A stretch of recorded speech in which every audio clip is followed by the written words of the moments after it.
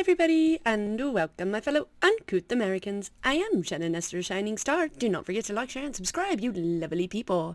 Keeping it respectful, for in our presence we have Sante Martin de Porres. He is a patron saint of a few.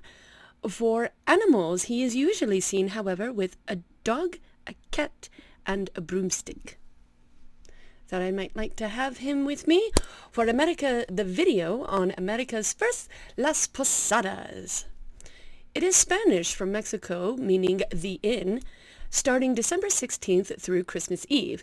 There are 9 nights of celebration, each night representing different teachings: humility, strength, generosity, detachment, trust, justice, purity, charity, and joy. I don't think it's in that order, though. I don't know. Not sure. The tradition started way back in 1586 as a way to get natives to convert. It started with a Friar Diego de Soria.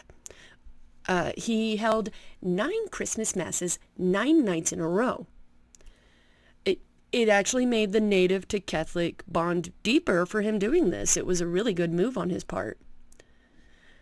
Later on, it became where the village would have a parade of children dressed as the Nativity in garbs of silver and gold.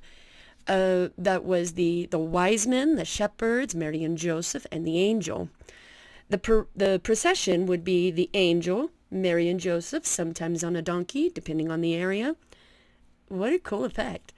Then you had the wise men and shepherds, and then followed by adult musicians, parents, and all that, the rest of the village.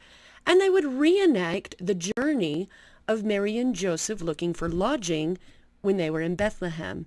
So the parade would go from door to door, and whichever home had that night on rotation for hosting, they would bring everybody in for a big old feast with things like cod, atole, tamales. Oh, tamales. My God, I love those. I can drink green chili straight. Sorry, I digress. I love food. Sorry. They would also have games like, of course, the all-Mexican piñata. This piñata, however, would usually be in the form of the star, representing the star that guided the shepherds and wise men to Jesus in the first place.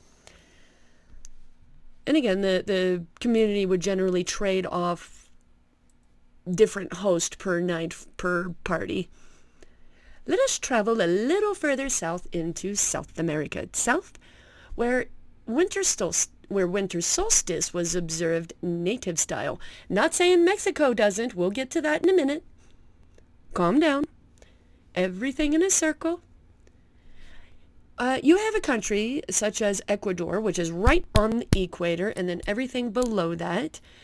So that means that the winter solstice for South America starts in mid-June. It's the opposite of us. Opposite of us as in the northern hemisphere of the earth versus the southern. During the day, the parades of people in traditional garbs, again, would be dancing through the streets and singing in their own native dialects.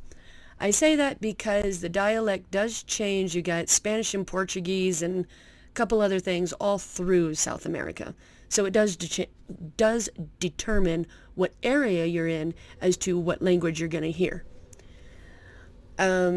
But in essence, from the Incan peoples, we have the celebration of the sun god Apu Inti. There are several countries that observe him under the winter solstice celebration, Inti Raymi, meaning new revival or renewal. Quote, "For nothing dies or ends on the opposite. It is a continuous revival." I got this quote from Expedition Ecuador, thank you very much, and some of this information came from there, as well as Peru Rail. Like to keep it simple. I am not speaking on behalf of one peoples or another. I've been accused of this, apparently.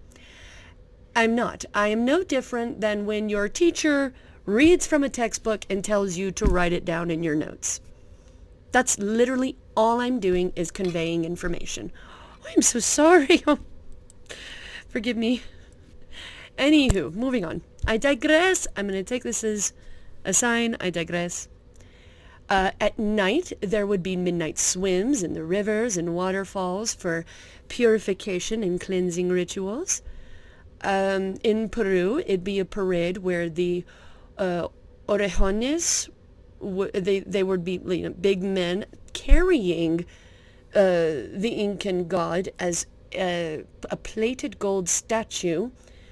Meanwhile, there would be several beautiful dancing girls singing called Achilles. They would, I hope I said that right, they would sing and speak sweetly to the god as they made their way to their temple. Speaking of temples, here we go back to the Mexican side. The Mayans had their celebrations held at Chichen Itza. To this day. They still hold celebrations where they would line up around this grand pyramid located in Mexico's Yucatan Peninsula.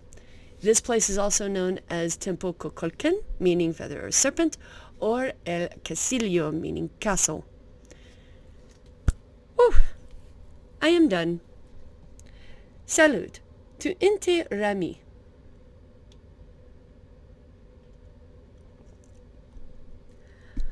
As always, forgive me if I mispronounced anything, missed out on any information.